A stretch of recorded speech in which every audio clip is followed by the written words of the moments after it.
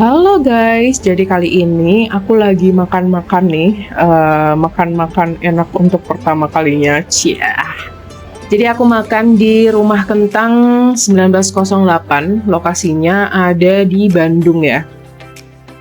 Ini aku lupa banget tanggal berapa aku kesini, pokoknya ini pas ketepatan sama acara aku gathering sama talent-talent dari LD Management, dan kebetulan aku pengen aja gitu mampir ke sini gitu kan.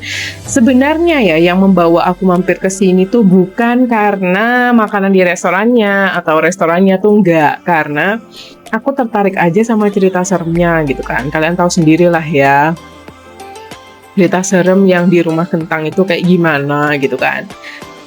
Dan pengen ngerasain vibes yang di sana aja, dan ternyata ya nggak serem-serem amat ya, karena memang sudah dirombak sebegitunya sehingga tempatnya ini jadi kayak cozy gitu loh buat nongkrong makan. Nah, pas pertama dateng itu tuh aku pengen makannya kan di dalam gitu kan, tapi sayangnya ruangan yang di dalam itu udah di-book gitu. Jadi aku nggak bisa makan di dalam, dan juga karena aku cuman satu orang kan, jadinya kayak kalau misalnya makan di dalam tuh kayak gimana ya, kayak kalian tuh harus banyak orang gitu loh kalau mau makan di dalam tuh. Dan karena aku sendirian, ya udahlah ya, akhirnya aku ngalah makan di luar.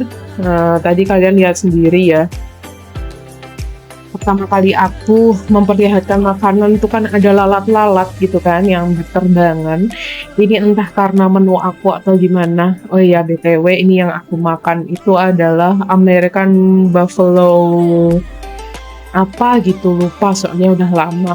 Ada lemon tea, ada blue mojito, terus tadi yang nasi goreng itu nasi goreng cumi dengan saus hitam, alias sausnya itu berasal dari cuminya, dan mungkin itu yang menarik lalat-lalat untuk datang karena emang itu baunya amis banget. Untuk rasa dari steaknya, jujur aku belum pernah makan steak selama hidupku, dan ini adalah makan steak pertama. Steaknya ini bukan tipe-tipe steak yang sangat gitu ya kalau dimakan. Ini aku minta yang medium rare. Itu ya kalau menurut aku sih alot ya, nggak tahu kenapa, padahal kalau yang medium rare tuh harusnya sih empuk. Cuman ya mungkin karena kualitasnya juga ya, karena ini harganya juga murah. Ini adalah steak termurah yang aku pilih. Kira-kira sih harganya pada saat itu berapa ya? 89 apa 98 gitu loh per porsinya. Dan di sini jujur ya, aku kecele banget karena aku pesan 2 makanan dan 2 minuman.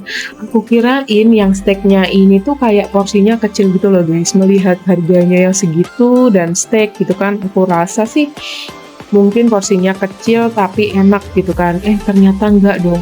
Itu steaknya itu dagingnya tuh kayak gede banget, dan juga ada mashed potato juga di bawahnya. Dan kalau kalian lihat mungkin porsinya sih nggak besar ya di kamera, tapi ini kalau in real life rasanya tuh aduh, kayak lihat steak ini aja aku udah berasa kenyang guys. Jadi makanan datang tuh udah berasa kenyang aja.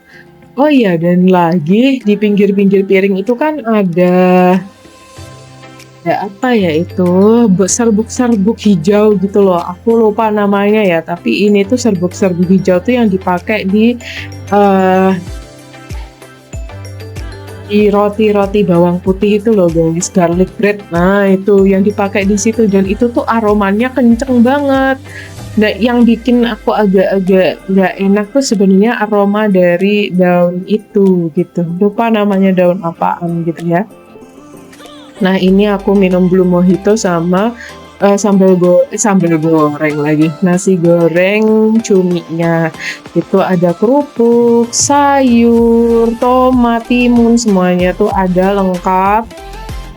Dan untuk rasanya ya, nasi goreng ini tuh ya kayak nasi nasi goreng biasanya aja gitu, kayak yang di pinggir-pinggir jalan gitu, cuman ada potongan-potongan cuminya yang ya lumayan gede-gede lah ya. Untuk harganya ini kalau nggak salah sih berapa ya, 68 kalau nggak salah tuh. Nah, tempatnya ini sendiri ya, nggak gede-gede banget. Jadi kalau kalian kesini tuh misalnya nggak dapat tempat duduk ya wajar gitu kan. Kalau dari segi rasa dari makanan ya, karena aku belum pernah makan steak kali ya, jadi aku nggak bisa bandingin gitu rasa steak di sana di sini itu kayak gimana. Tapi menurut aku steaknya sih nggak terlalu spesial karena ada gangguan dari daunan serbuk yang aku bilang tadi gitu. Tapi nih ya, kalau misalnya kalian mau makan ke sini, kalian tuh harus kayak yang pesennya satu porsi aja deh gitu loh, karena satu porsi aja tuh udah kenyang banget. Ini karena memang aku lagi kayak ya kecele tadi sih aku kirain gitu kan porsinya kecil tapi enak, karena kan kalau mengingat ya restoran itu kan biasanya porsinya kecil tapi enak banget gitu. Tapi ternyata aku salah, ternyata ada juga restoran yang menyediakan porsi besar dengan rasa yang standar gitu.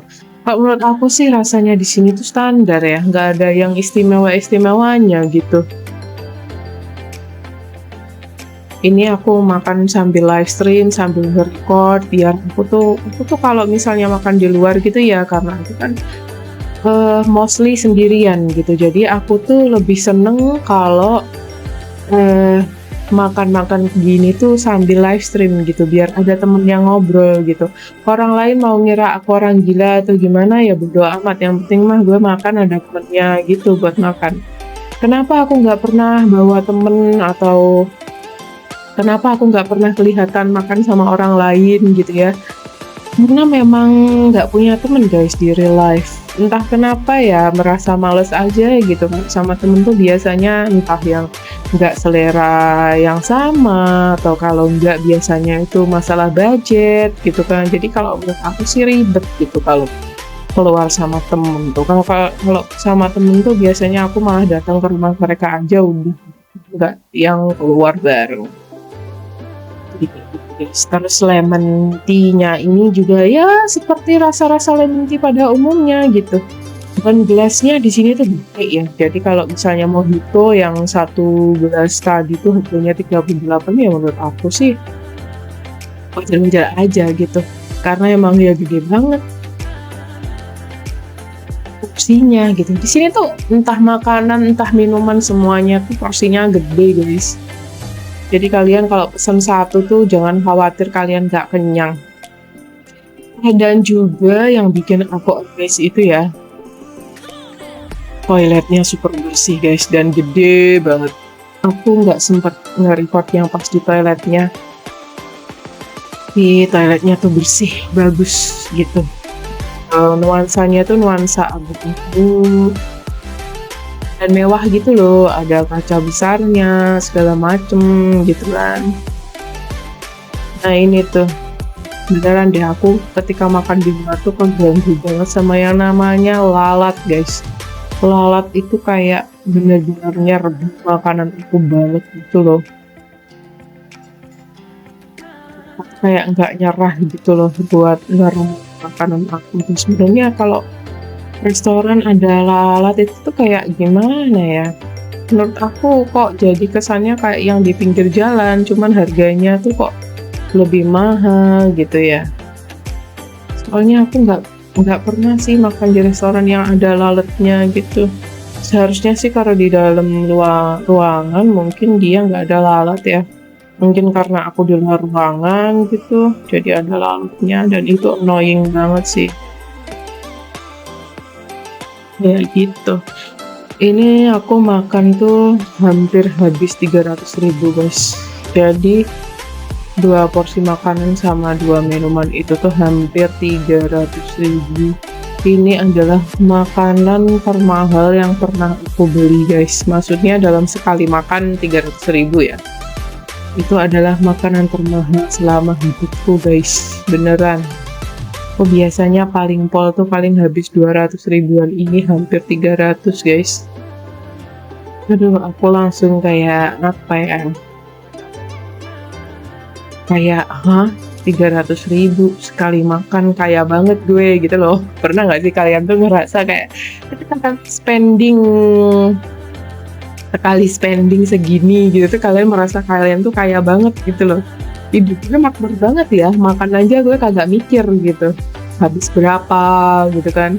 Yang penting makan aja udah, dan itu adalah fase hidup yang paling membahagiakan gitu ya, ketika kita membeli sesuatu tuh nggak mikir gitu, ini harganya berapa. Karena jujur pas ketika ngambil menu ini pun aku juga nggak tahu mikir, yang penting aku pengen makan ini, ya makan aja gitu kan. Menikmati hidup guys, karena hidup itu ada untuk dinikmati. Oke, gue daripada makan 300.000 mending gue sedekahin gini gitu. Nah emangnya lu nggak berhak gitu makan makan habis sebanyak itu gitu. Kalau menurut aku sih ya sekali-sekali lah lu perlu gitu hedon gitu. 300.000 udah bilang hedon, gimana kabarnya nih sama orang yang sekali makan bisa hampir 10 juta 30 juta. Ya pasti suatu saat lah ya bisa sampai di titik itu. Sekali makan 30 juta gitu kan, mungkin sekarang masih 300.000, mungkin nanti sekali makan 30 juta kan, who knows gitu.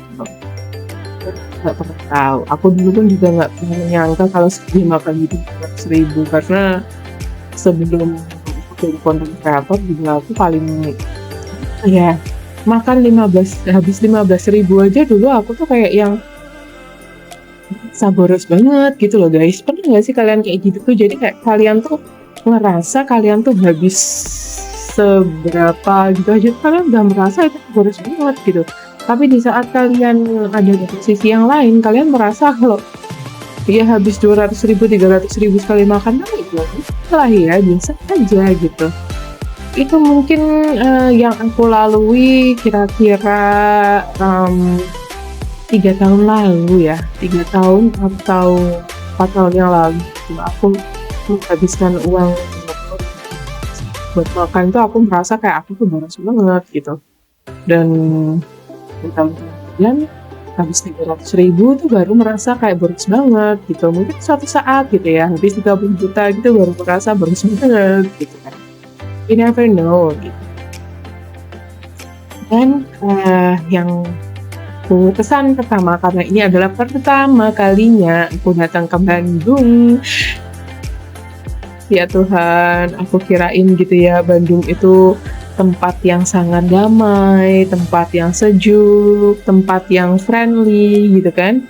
Aku nggak tahu kenapa, tapi kunjungan pertama aku ke Bandung ini membuat aku nggak mau balik lagi ke Bandung. Nggak tahu kenapa. Aku tahu sih kenapa. Jadi gini, pas aku mau gathering itu kan tempatnya itu kan ada di puncak ya, bukan puncak-puncak ya, aku lupa banget namanya, itu yang setelah Bago itu loh guys. Jadi dataran tinggi setelah Bago itu kan ada, aku lupa namanya apa. Jadi aku tuh menuju ke sana, dan pada saat itu kalau nggak salah sih itu weekend ya guys. Dan aku nih setelah makan di restoran ini, aku tuh order Grab untuk datang ke lokasi. Itu kalian tahu nggak sih, jalanan yang ke pegunungan itu kan naik turun ya. Itu yang aku heran, ini nih mobil-mobil ini nih bisa macet di tempat yang harusnya menanjak. Kalian tuh kan jalan terus, itu tuh kalian macet guys. Aku nih di dalam mobil aja aku udah merasa kayak ketakutan gitu, karena emang aku tuh fobia banget sama ketinggian, gak bisa gitu. Jadi ketika mobil itu berasa miring terus aku jalannya gitu kan, aku tuh ada perasaan takut gitu. Itu tuh macetnya parah banget yang bikin stres gitu. Pada saat itu tuh sopir Grabnya itu pun juga kayak yang gimana ya, nggak sabaran gitu loh guys orangnya tuh. Aku baru tahu gitu, ternyata orang Bandung tuh kayak gitu ya menghandle situasi itu. Dia tuh ngomel-ngomel guys. Padahal kita kan bayar mereka ya. Mereka tuh ngomel-ngomel gitu. Lewat sini macet bla bla bla bla. Kan nggak tahu ya harus lewat mana biar nggak macet apa. Yang penting mah aku pengen ke lokasi, kamu aku bayar, udah selesai urusan gitu loh. Entah itu di jalan macet kayak, entah itu nanti di jalan lancar kayak, itu kan bukan urusan saya sebagai customer gitu ya. Dia tuh ngomel-ngomel gitu guys, seakan-akan menyalahkan aku yang mau ke lokasi tersebut gitu loh. Di situ tuh aku udah ngerasa kayak wow, sangat-sangat tidak friendly ya gitu. udah jalanannya macet, supirnya ngomel-ngomel. Dan satu lagi nih, pengalaman aku di hotel. Ini tuh hotelnya di pasar gitu guys lokasinya, dan aku baru banget tahu kalau ternyata hotel itu berlokasi di sebuah pasar gitu. Pasar besar atau apa gitu namanya. Aku lupa, dia ada di pusat kota, dan itu tuh kalau kalian mau ke mall yang Paris Van Java itu memakan waktu sekitar 15 sampai 30 menit. Padahal itu sebenarnya deket banget karena macet banget gitu guys. Mungkin kalian tahu nggak sih? Tuh ada pengalaman yang sangat tidak mengenakan di hotel tersebut. Aku nggak usah sebutin hotel apa itu, karena emang mungkin aku juga kurang research gitu ya, gimana hotelnya gitu kan. Itu tuh hotelnya karena berlokasi di sebuah pasar atau di dalam pasar. Jadi ketika pasar itu sudah tutup, hotel itu cuman dia yang hidup sendiri di bangunan tersebut. Jadi ketika aku di kamar, aku malam gitu sekitar jam 6 sore, aku pengen turun. Jam 6 sore atau jam 7 malam deh kalau nggak salah tuh. Aku pengen turun, pengen ke Paris Van Java itu kan. Itu tuh naik ke lift itu tuh berasa sendirian. Dan sialnya karena aku nggak tahu gitu kan, aku harus ke lantai berapa untuk ke lantai dasar. Aku pencetlah itu lantai 1, jadi bukan pencet ground floor gitu. Jadi lantai 1 gitu yang aku ketik, yang mana itu adalah sebuah kesalahan fatal karena ketika pintu lift terbuka, itu yang ada hanyalah kekosongan dan kegelapan. Bayangin guys, itu serem banget karena pasar yang siang itu rame, kalau malam itu sepi dan semuanya dimatiin kecuali yang di dalam eskalator doang. Kalian bisa membayangkan nggak sih betapa gelapnya gitu ketika aku melihat ruangan ketika pintu lift terbuka. Belum lagi itu tuh kayak aku kan bingung banget ya mau lanjut kemana gitu kan pakai lift itu. Aku pikir sih itu adalah lantai terakhir, ternyata masih ada lantai di bawahnya. Jadi aku keluar lift lalu aku turun lewat tangga yang mana tangga itu sangat gelap banget guys. Pokoknya saat itu aku merasa kayak wah ini kayaknya bakalan ada penampakan. Wah kayaknya nih kalau ada penampakan nih kayaknya aku mau lari kemana, bingung gitu guys. Jadi kayak ya aku pasrah aja lah ya, ini gimana maunya gitu, yang penting mah aku sampai di bawah gitu kan. Dan alhamdulillah gitu ya, sampai di bawah walaupun di horor yang seperti itu tuh aku belum keluar dari hotel aja aku udah mikir gitu, nanti kalau aku udah balik ini suasananya kayak gimana gitu kan. Setelah aku turun ke bawah, di bawah itu di luar pasar ya, itu tuh ada sih penjual, jadi kayak cowok-cowok yang nongkrong di sana, ada penjual-penjual kopi segala macem, ada security juga gitu kan. Ya rame lah ya, setelah aku merasakan kegelapan itu, aku melihat keramaian di luar itu kayak agak lega gitu.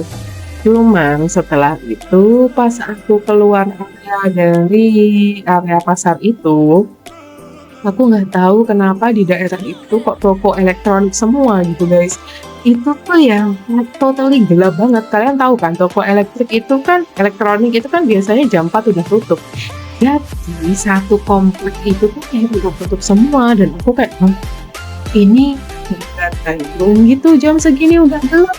Karena aku ekspektasinya Bandung itu seperti Jakarta guys, yang 24 jam nonstop tidak ada istirahat gitu, jadi selalu terang gitu. Ternyata enggak guys, aku salah besar. Ternyata di Bandung, sebagian Bandung itu gelap gitu ketika malam tiba, dan banyak toko-toko yang sudah tutup. Pada saat itu aku pikirkan itu adalah bukannya penampakan atau apa ya, yang aku takutkan kalau ada orang yang berpikiran jahat gitu loh. Tapi ya oke, ya nggak apa-apa lah ya, namanya pengalaman sekali seumur hidup kan. Ya udahlah ya, aku terusin aja gitu kan perjalanan ke Paris Van Java. Dan ketika aku ke sana gitu, aku melalui jalanan-jalanan yang ada di sana gitu kan. Kebetulan aku pakai ojek motor gitu. Pas itu aku melihat ternyata jalanan Bandung itu sangat sempit gitu, tidak selebar yang ada di Jakarta. Aku kirain karena Bandung ini dekat sama Jakarta kan sama gitu ya. Tidak guys, jalanan Bandung itu sangat kecil, sangat apa ya, pinggiran jalannya itu juga curam. Jadi kalau misalnya kita kepleset gitu kita jatuh guys di situ karena curamnya itu. Jalanannya juga bolong-bolong dengan kota guys. Kota mana sih yang jalanan kotanya itu bolong-bolong? Kalian pernah nemu nggak sih selain di Bandung itu?